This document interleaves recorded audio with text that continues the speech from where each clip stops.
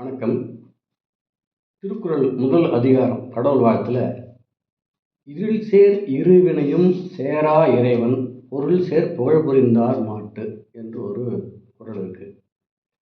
என்னுடைய கருத்து, திருக்குறளில் கடவுள் வாழ்த்து பகுதியில் சொல்லப்பட்ட கடவுள் சூரியன், கதிரவன் அப்படின்றது தான் என்னுடைய கருத்து. நீங்கள் ஆதி பகவன் என்றதே, ஆதி என்பதே சூரியனை குறிக்கும் சொல்லுதான். அதே போல இந்த இருள் சேர் இருவினையும் என்ற குறளில் சொல்லப்படுற கடவுள் வாழ்த்துன்னு சொல்லப்படுற கடவுள் யாருன்னா அதுவும் சூரியன் தான் சொல்லுதுன்றது என்னுடைய கருத்து. இருள் சேர்தல் ஆகிய வினை, இப்போ இருவினை எல்லா கோள்களுக்கும் உண்டு.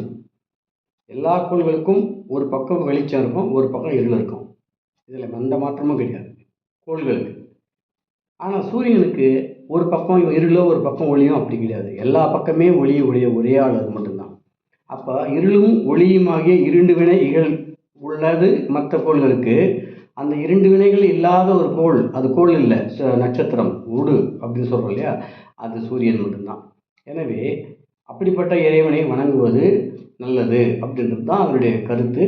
நமக்கு வழி வழியாக காலையில் எழுந்தால் சூரிய வழிபாடுன்றதும் நம்மளுடைய மரபில் இருக்கக்கூடிய ஒரு செய்தி தான். இன்று வரைக்கும் காலையில் எழுந்து சூரியனை வணங்குகிறவர்கள் எவ்வளோ இருக்கிறாங்க. என்ன கேட்டால் எல்லா கோள்களுக்கும் தலைவனாகவும் அது இருக்கிறது. கோள்களுக்கான இப்போ நம்ம தனியாக கடவுள்னு ஒருத்தர் நம்பலைன்னா கூட இந்த பிரபஞ்சத்தை, இங்கே இருக்கிற வான மண்டலத்தை நம்புகிறோம். நமக்கான வான மண்டலம் என்பது சூரியனை மையப்படுத்தி இருக்கக்கூடிய மற்ற கோள்களும் பூமியும் சேர்ந்தது. எனவே இந்த அமைப்பின்படி பார்க்கும்போது நமக்கு சூரியன் தான் தலைவர். எனவே அந்த தலைவனை வழிபடுவது நல்லது. மற்ற கோள்களை விட அது உயர்ந்ததுன்னு ஏன் சொல்கிறாருன்னா, மற்ற கோள்களுக்கு இரண்டு வினையும் உண்டு, இருளும் ஒளியுமாகி இருவினை உண்டு. ஆனால் சூரியனுக்கு அப்படி இருவினை இல்லாத ஒரு இறைவன் என்று அந்த சொல்லின் மூலமாக அவர் சுட்டி காட்டுகிறார். எனவே இருள் சேர் இறைவனையும் சேரா இறைவன் பொருள் சேர் புகழ் புரிந்தார் மாட்டு. அவர் புகழ், நல்ல பொருள் பொதிந்த புகழுடையவர்களுக்கு அவனுடைய இறை அருள் ஆற்றல் உண்டு என்பது அவருடைய பொருள். அப்போ இருள் சேர் இறைவனையும் சேராத இறைவன் சூரியன் தான் என்பதை இந்த பொருள் மூலம் நாம் புரிந்து கொள்ளலாம். இன்னொரு குறள் இன்னொரு நாள் பார்ப்போம். நன்றி, வணக்கம்.